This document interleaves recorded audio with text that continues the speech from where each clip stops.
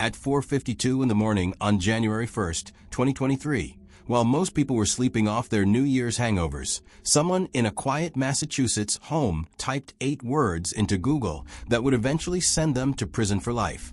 How long before a body starts to smell? That search was followed by another, and another. 10 ways to dispose of a dead body if you really need to. Dismemberment and the best ways to dispose of a body. How long is it for someone to be missing to inherit? Within hours, this person would be at a hardware store buying tarps, a hacksaw, and cleaning supplies. But here's what makes this absolutely chilling. Less than an hour before that first search, the person typing those words had been celebrating New Year's Eve with his wife. They'd had champagne. They'd toasted to 2023. A friend had left around 1:30 in the morning. Everything seemed normal. By sunrise, that wife would be dead, and her husband, Brian Walshe, would begin one of the most calculated cover-ups in recent true crime history. Except he made one critical mistake. He left a digital trail so damning that prosecutors would secure a murder conviction without ever finding his wife's body. This is the story of Ana Walshe, a successful 39-year-old real estate executive who vanished on New Year's Day. And this is the story of how her husband's internet searches became his confession.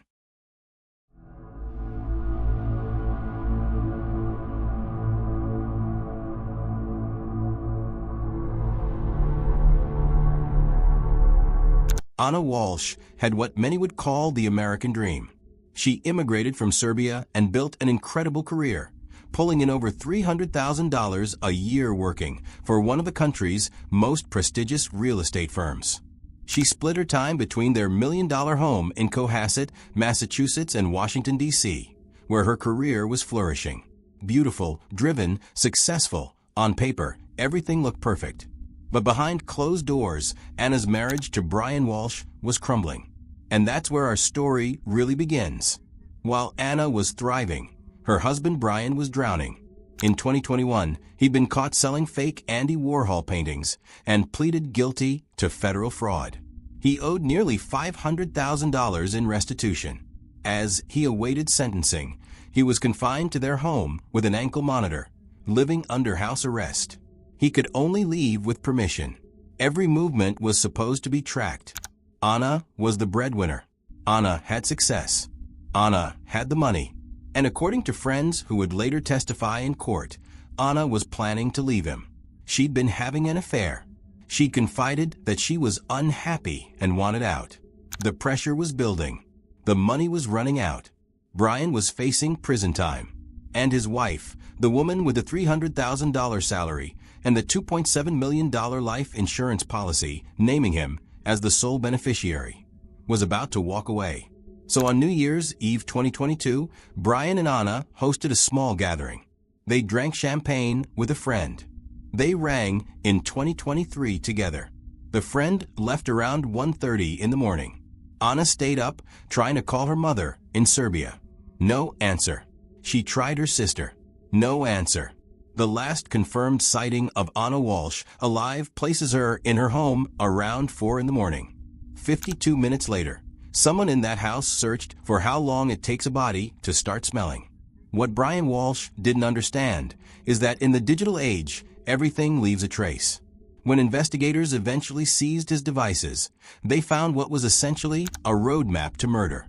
The searches started at 4:52 a.m. on January 1st. The questions came rapid fire, one after another, like someone working through a checklist. How to dispose of a body. How to clean blood from wooden floors. Can you identify a body with broken teeth? How long before someone is declared legally dead for inheritance purposes? These weren't panic searches from someone who just discovered their spouse dead from natural causes. These were methodical, practical. The search for someone solving a problem. And the final one showed he was already thinking about getting away with it. Can you be charged with murder without a body? By 9 o'clock that morning, less than 5 hours after Ana was last seen alive, Brian was at a hardware store spending over $400 on what prosecutors would later call a murder cleanup kit. Tarps, cleaning supplies, a hammer, wire cutters. But that was just the beginning. Over the next several days, surveillance cameras across Massachusetts captured Brian on a shopping spree that reads like a horror movie checklist. He went to multiple stores, always wearing a face mask, always paying cash. He bought a Tyvek suit, those white coveralls crime scene investigators wear, a hacksaw, more cleaning chemicals, towels, ammonia, hydrogen peroxide, Band-Aids and antibiotics, suggesting he'd cut himself during what came next. Remember, this is a man who was supposed to be under house arrest with an ankle monitor. Yet somehow, nobody noticed he was making multiple trips to buy supplies for disposing of a body. For 3 days, nobody reported Ana missing. Brian had his story ready. On January 4th, when both Ana's employer and Brian himself reported her missing, he told police a simple lie. Ana had left early on New Year's Day morning to catch a flight to D.C. for a work emergency.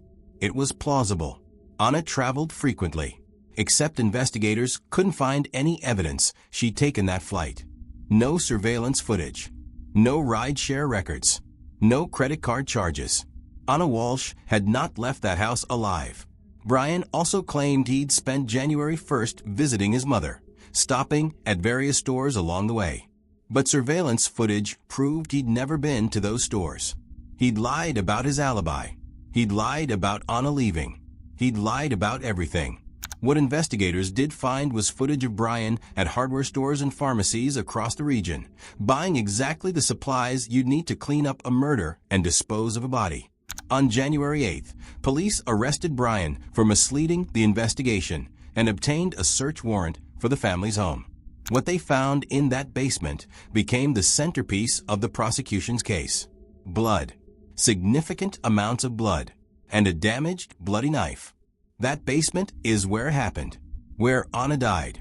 Where Brian cut her body into pieces. Prosecutors would later describe it as having been deep cleaned. But you can't completely eliminate blood evidence once it soaks into wood and concrete. But the most damning evidence wasn't even in the house. It was scattered across Massachusetts in dumpsters from multiple towns.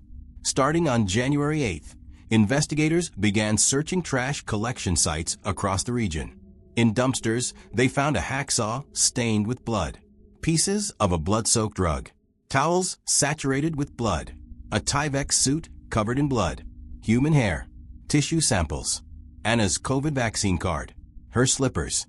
Every piece was sent to the lab. The DNA results came back conclusive. The blood belonged to Ana Walshe. Her body had been dismembered and thrown into dumpsters across multiple towns like garbage. 10 days after Ana disappeared, Brian was arrested again, this time for murder, first-degree murder. And to this day, Ana Walshe's body has never been fully recovered. For nearly 3 years, Brian sat in jail awaiting trial. Finally, in December 2025, the case went to court. Brian pleaded not guilty to first-degree murder, though he did plead guilty to disposing of her body and lying to police. His defense attorney presented a wild theory to the jury. According to the defense, Ana had died of sudden unexplained death while in bed after their celebration. Brian woke up to find her dead and panicked. He was already facing prison for fraud. If his wife died under suspicious circumstances, he believed he'd lose everything. So he made a terrible decision. He dismembered her body and lied to the police. The attorney argued that Brian's Google searches proved he hadn't planned to kill Ana. Why would he be searching now if he'd intended to murder her, he asked the jury. He characterized the searches as those of a confused man in disbelief. It was creative, but it had one massive problem: the evidence. The prosecution tore the defense apart. If Ana died peacefully in her sleep, why was there blood all over the basement? Why the bloody knife? Sudden death doesn't involve knives. The timeline destroyed the defense's theory. Ana was last seen at 4 a.m. The first Google search happened at 4:52 a.m. If Brian had just woken up to find his wife dead and panicked, would his first thought be to Google decomposition rates? Would a grieving husband immediately research dismemberment techniques? And by 9 a.m., he was buying tarps and hacksaws. If this was panic, it was the most organized panic in history. The prosecution called 48 witnesses over 2 weeks. Police investigators, forensic scientists, friends who testified about Ana's plans to leave, Ana's employer, the man she'd been having an affair with, store employees, DNA experts, digital forensics specialists who walked through every single Google search. The defense had promised they would present evidence proving Brian's innocence. But when their turn came, they called 0 witnesses. Not one. Brian himself chose not to testify. The man claiming he'd panicked but hadn't murdered anyone refused to explain himself to the jury. On December 15, 2025, after 6 hours of deliberation, the jury returned their verdict. Brian Walshe showed no emotion as the forewoman stood. Guilty. Guilty of first-degree murder. It was historic. A prosecutor later noted this was the first case in his memory where the office secured a first-degree murder conviction without the victim's body. They'd built their case entirely on circumstantial evidence. But that evidence was overwhelming. 3 days after the verdict, Brian returned for sentencing. The judge had words for him before imposing the mandatory sentence of life without parole. "I've considered your character or lack thereof," the judge began. "Your acts in dismembering your wife's body and disposing of her remains in multiple dumpsters can only be described as barbaric and incomprehensible." She pointed out that his lies wasted thousands of hours of investigative resources. But worst of all, she said, were the consequences for his family. His actions had inflicted lifelong harm that would echo through generations. Ana's sister addressed the court, her voice breaking as she described the unbearable emptiness left behind. She spoke of a lifetime of milestones where Ana's absence would be painfully felt. The judge sentenced Brian to life in prison without parole. She also imposed maximum sentences for his other crimes: 20 years for lying to police, 3 years for disposing of the body, to run consecutively. Even if the murder conviction were somehow overturned, he'd still serve 23 years. The defense attorney objected, calling it excessive. He is a human. He is a son, and he has been a friend to many. But the judge was unmoved. "Mr. Walshe, you will live with the guilt and burden of Ana Walshe's death for the rest of your life." Brian Walshe was let out in handcuffs, 50 years old, headed to prison forever. He'll never see another sunrise outside prison walls. He'll have decades to think about what he did, decades to remember the 4:52 a.m. search that sealed his fate. Despite the conviction, questions remain, and his body has never been fully recovered. We don't know exactly how she died or what her last moments were like. We don't know if there was a confrontation or if he attacked her while she slept. The one person who could tell us chose to remain silent. As of December 2025, prosecutors are working to obtain a death certificate for Ana so her family can hold a funeral. Without one, the church won't allow the service. Even with justice served, her family cannot properly say goodbye. The search for Ana's remains continues, though after 3 years, investigators acknowledge recovery becomes less likely each day. Ana Walshe may never be found. Brian Walshe sits in a prison cell. He'll die there. Whether he serves 30 more years or 50, it doesn't matter. He'll never walk free again. In all this horror, it's important to remember who Ana Walshe was. She wasn't just a victim. She was a real person with dreams and ambitions. She'd immigrated from Serbia and built a successful career in one of America's most competitive industries. She was independent, driven, accomplished.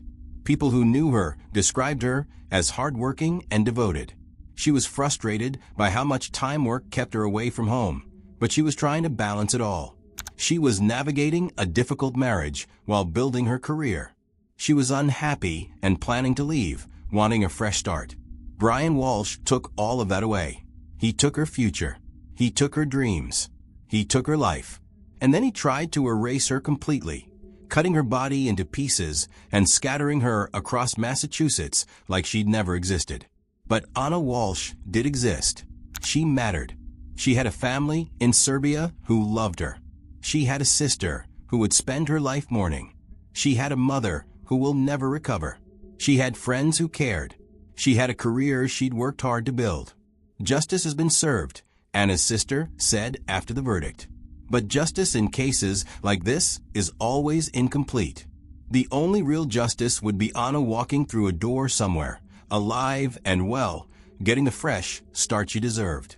Instead, all we're left with is a cautionary tale about greed, desperation, and a $2.7 million life insurance policy that became a motive for murder.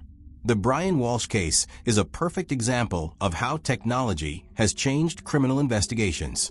30 years ago, he might have gotten away with this. Without surveillance cameras, without digital forensics, without DNA analysis, the case would have been weak. But we live in a different world now. Every search leaves a record. Every purchase is captured on camera. Every lie can be disproven with data. Brian thought he was being careful. He wore masks. He paid cash. He spread disposal sites across multiple towns. He cleaned the basement. He created alibis. He thought he'd covered his tracks. But he didn't understand that in 2023, there are no invisible tracks. His internet searches created a time-stamped confession. His shopping trips created video evidence of his guilt. His lies created inconsistencies investigators easily disproved. The prosecution proved first-degree murder without a body. They showed premeditation through Google searches. They showed intent through shopping trips. They showed consciousness of guilt through lies. They showed motive through the life insurance policy and failing marriage. And they got a landmark conviction that proves even without a body, even without an eyewitness, even without a confession, the truth comes out. Because in the digital age, murderers can't hide. The data doesn't lie. The cameras don't lie. The blood evidence doesn't lie. Brian Walshe learned this lesson too late. At 4:52 a.m. on January 1st, 2023, Brian Walshe typed a question into Google that he thought would help him get away with murder. Instead, those 8 words became the beginning of the evidence trail that would put him in prison for life. Ana Walshe deserved better. She deserved the fresh start she was planning. She deserved to live her life on her terms. She deserved to be more than a true crime story. But because of Brian Walshe's greed and violence, she became a cautionary tale. A reminder that in the modern world, there's no such thing as the perfect crime. There's only the digital trail you leave behind. And for Brian Walshe, that trail led straight to a prison cell where he'll spend the rest of his life.